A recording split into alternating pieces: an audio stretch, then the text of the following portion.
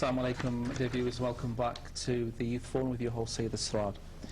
In this last segment of the programme, we have two very special guests which I'd like you to introduce. The first guest on my immediate right is Sayyid Ali Raza Jan Kazmi, the son of the famous Jan Ali Kazmi, renowned speaker, world speaker. I had the pleasure, Assalamu alaikum, brother. Wa alaikum salam. And I had the pleasure of speaking with your brother 2 weeks ago. Yeah. He's gone back to Masjid, I believe. Yeah, that's right. Yeah. Okay. Now, born in Karachi, Sayyid Ali Raza Jan Ali Kazmi has spent most of his life in Iran. He's grown up in Iran, and in the last 2 years he's been studying the Hausa curriculum, mashallah. And we also have Sayyid Shabir Razvi, who's Assalamu alaikum, brother. Alaikum assalam. A writer, poet, community activist, working currently in South London. Yes. Welcome to the programme. Thank you very much. Lovely to be here. And in this programme, inshallah, in this last segment, we're going to discuss a very important debate, because the Sayyid has come all the way from Iran, and we would like to take this opportunity to benefit from his studies, inshallah. Recently he had a debate with a scholar who is a doctor by profession. You probably could guess he owns a TV channel, and he spends a lot of his time calling non-Muslims to Islam and having debates with people from different religions. Unfortunately, he said a few words that were in favour of Yazid ibn Muawiyah, and the Sayyid had a debate recently, as we said, on different topics within the madhab of Ahl al-Bayt. Sayyid, if you would like to just introduce the debate. When did this start, and when was you first have a communication Actually, with the debate, well, this I could scholar? say, it started almost 1 year ago. Right. And it took almost 3 months, or more than 3 months, almost 3 months. And there were debate on numerous topics, like one of the topics was Shafa'at, on which we are going to discuss today.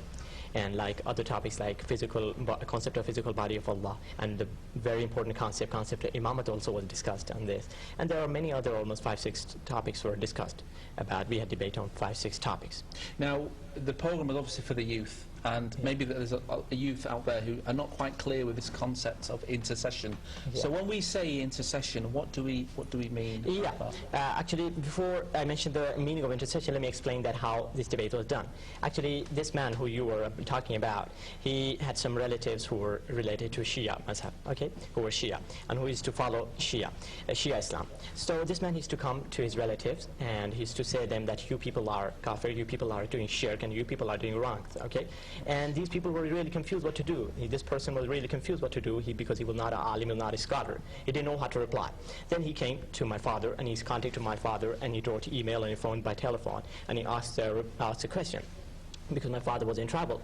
So he gave me the responsibility, and I went to Qom. I went and asked the scholars of Qom and Mashhad, and I took guidelines from them, and they helped me a lot, and they gave me books, and they told me to which book I should find, and I gathered all the data and translated it and sent it to him. Almost after 3 months, we had an email.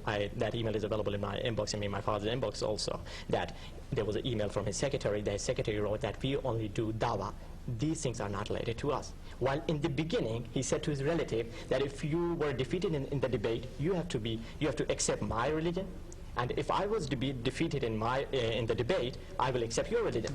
Right. But in the end, he didn't give any reply, and he was defeated, but he did not promise what he said. Right. Okay, and the intercession, you asked me. Intercession means shafa'a, which is the word in Arabic. Shafa'a means asking someone for forgiveness. Asking someone for forgiveness on behalf of the another. This is shafa'a. Simple as that. A way of dua. That's it. Right. Shafa'a. Now, the first objection which was mentioned, that this is something not mentioned in the Holy Quran. And the verse quoted, it was Surah 2, verse 254, where it is mentioned, "O you who believe, spend out of what we have given you before the day comes, in which there is no bargaining, neither any friendship, wala shafa'atun, nor intercession, and the unbelievers, they are the unjust." So it is mentioned in this verse that Allah subhanahu wa ta'ala it's exclusive. This power of shafa'a intercession is exclusive to Allah subhanahu wa ta'ala. So I guess this was the first kind of correspondence that you got, or the question that was, or objection posed to you. So how did you answer? Yeah, it's clearly objection that he said shafaat is only related to Allah, not anybody else. Because, you know, mostly every time, denial of intercession, denial of shafaat, they say that shafaat is only related to God, not anybody else. Prophet, peace be upon him, cannot do shafaat. And Allah, our Prophet, cannot do shafaat. Only shafaat is related to God. Actually, my brother, if you want to do research on any topic, this doesn't mean that you read one verse from Quran. He said that Quran is saying about this topic this. If you want to do research on any topic, you have to go and trace out and derive all the verses regarding this topic. For example, if you want to do research on dua, on supplication, you have to read all the verses regarding dua. And then you can come to conclusion that what Allah Almighty, what is Quran's views regarding dua. In the same way, if you want to do research on shafa'a, you have to go and find out all the verses regarding shafa'a. And these verses with these group of people, they mentioned in opposition of shafa'a, in denying shafa'a, all the verses are regarding idol worshipper, regarding unbeliever, non-believer, and infidels. That there will not be any shafa'a for infidels, there will not be any shafa'a for unbeliever, there will not be any shafa'a for those who don't believe in prophethood of Prophet Muhammad, and those who don't believe in Allah.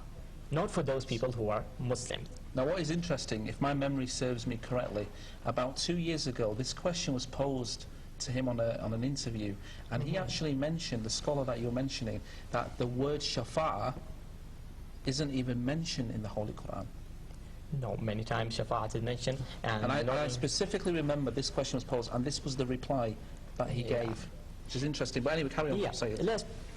And if you want to do in shafa'at, similarly, there are many verses which are saying that shafa'at is correct. But shafa'at is correct for mu'mineen, and shafa'at is for muslimin, not anyone. Like shafa'at, like for example, if an unbeliever comes in the day of judgment and asks help from idols, from those people who he used to believe, so they are not going to help them anyway. And there is no shafa'at, there is no intercession for him.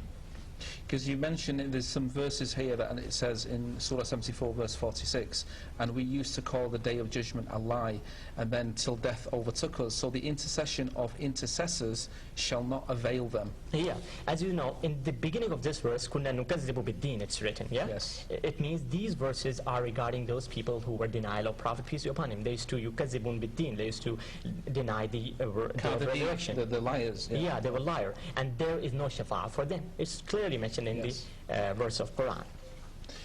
The second verse, the first objection that was actually made and was sent to you in this correspondence, brother, I think you were going to... Yes, I think there were a whole host of objections, as you know, that were raised in the sort of email communication that one had in this instance. And an interesting sort of objection which was raised, and this is perhaps, I would inquire how you sort of dealt with it, was that shafa'at is only related to prophets, not anyone else.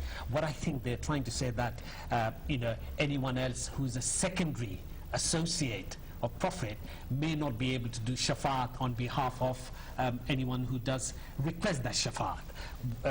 Perhaps you might be able to elaborate on that particular Actually, there are many proofs in Quran which are saying shafa'at is allowed, intercession is allowed.